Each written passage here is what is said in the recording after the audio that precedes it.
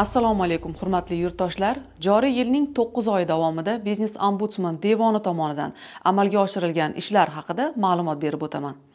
Yanvar-sentyabr oylarida tadbirkorlardan 7175 ta murojaat kelib tushgan bo'lib, murojaatlar xususiyatlari bo'yicha tahlil etilganda 28% soliqqa oid, 12% qarorlar mansabdor shaxslarning xatti-harakatlariga oid, 10% yer, kadastr va arxitekturaga oid, 9% moliya kreditga oid murojaatlarni tashkil etadi. Qolaversa, tadbirkor virtual ofisi axborot portali orqali 6903 ta murojaatda 7898 ta masala kelib tushgan. Murojaatlarning 14% bank va kreditga oid, 12% infratuzilma, 12% soliq, 10% yer maydoni yoki bino ajratish kabi boshqa masalalarga tegishli.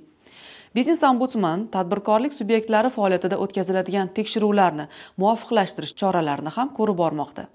O'tgan 9 oy davomida nazorat qiluvchi organlar tomonidan 117304 ta tekshiruv o'tkazilgan bo'lib, ularning 3% 24 soatdan so'ng xabardor etilgan tartibda o'tkazilgan. Tekshiruvlar qonuniyligi yuzasidan o'tkazilgan monitoring doirasida aniqlangan qonun buzilishlari holatlari bo'yicha 860 nafar mansabdor shaxsga nisbatan ma'muriy bayonnomalar rasmiylashtirilgan.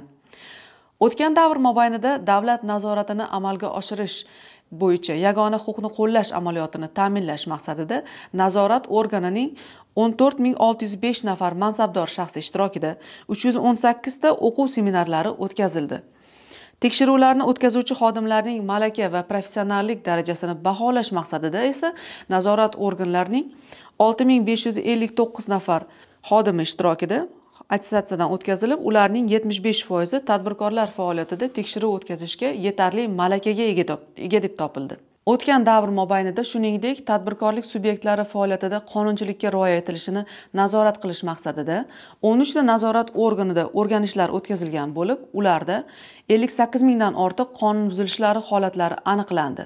Ushbu qonun buzilishlar davlat xizmatlari ko'rsatish, tekshiruv o'tkazish tartibini buzish va noqonuniy tekshiruvlar, murojaatlarni ko'rib chiqilishi, litsenziyalash va ruxsat berish tartibini buzish va boshqa holatlar bilan bog'liq.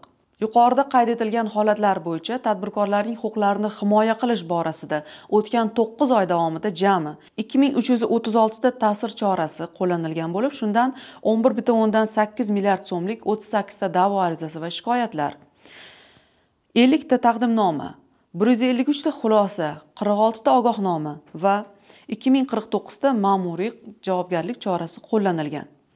Agarda sizning tadbirkorlik faoliyatiga oid qonuniy huquq va manfaatlaringiz buzilishiga yo'l qo'yilayotgan bo'lsa, Biznes ombudsmanga 1100 qisqa raqami orqali murojaat qiling. E'tiboringiz uchun rahmat.